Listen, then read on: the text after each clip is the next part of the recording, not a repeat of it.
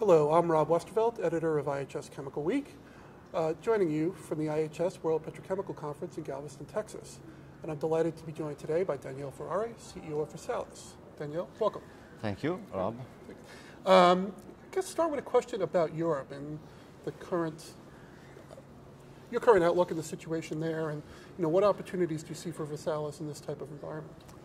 It's an interesting dynamic going on in Europe at the moment. I think the temporary relief on oil price is clearly giving us an opportunity as an oil importing country, so having utilities and consumers as well more advantages about what is going on in the chemical industry. So, but for the market that we serve, I think we keep being a little bit more difficult than other regions in terms of regulatories and in terms of our attitude towards the industry.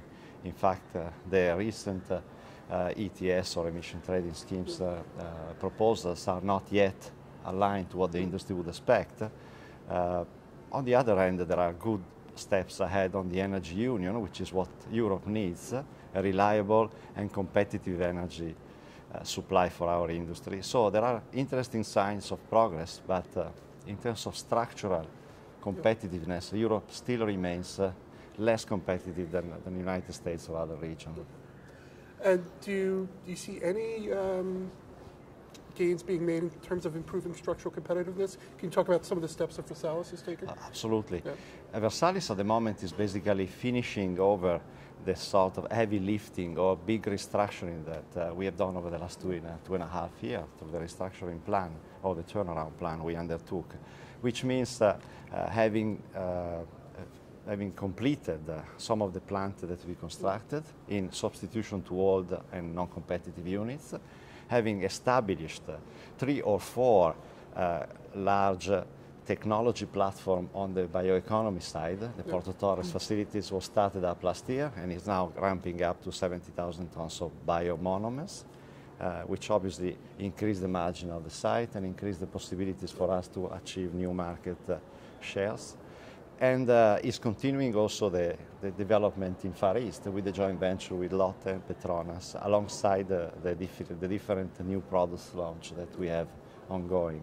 And the temporary relief on cost is helping us to anticipate some of the financial target we were expecting last year. So overall we are living a positive moment in Versalis at the moment. Great.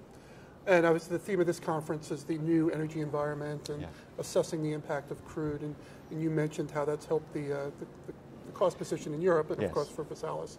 From an industry perspective, how would you assess the impact of the lower crude environment? And then, for the broader industry impact, then we'll ask about Versalis. Yeah, for the broader industry, I would say that I don't see a major structural change. I see a lot of different migration of capital at the moment and migration of competitive position.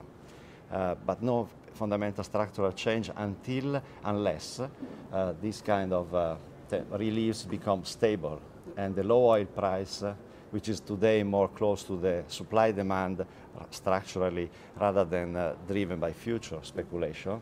So if this situation remains stable for a number of months and for years, then you can see the benefits in GDP as well in the countries.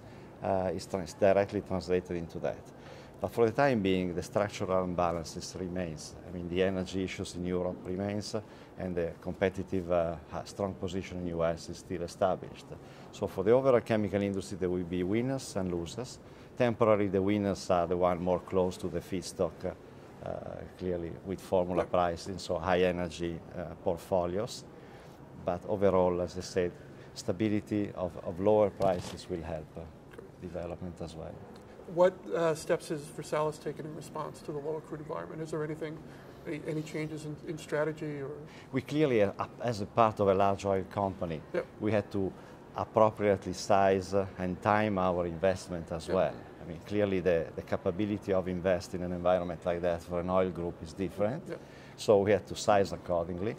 But we have been able to do it without compromising the future development, and we are continuing to bank on what we think in Europe is an opportunity, which is the bioeconomy, and across the waste and utilization of waste and new raw materials, and we really get our technology to intervene at every side of the cycle and take advantage of the biomonomers, bioplastics, or environmentally friendly products. Okay.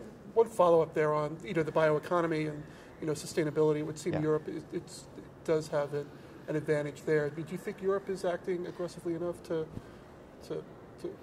in the sustainability arena and to? It is an intrinsic advantage we have. It is an historical interest and stimulated by our regulators as well, which are more stringent than other countries. So the creativity around utilization of raw materials became strong.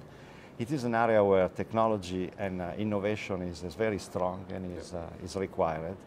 So it's compatible with the rest of the cultural chemical Europe. So, of course, you have to keep the momentum, and you need also consumers to start spending and investors to come back in Europe to start investing, and then you can capture the full benefit of the chain.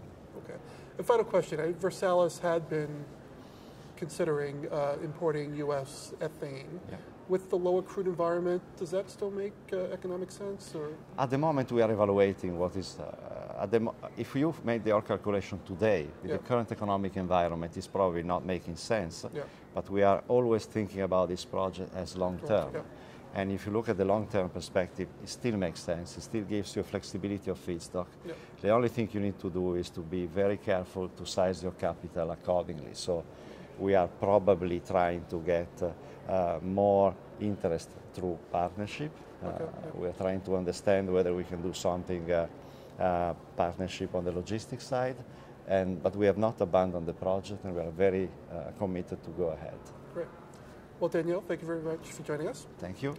And thank you. This is Rob Westervelt from the IHS World Petrochemical Conference. Thank you.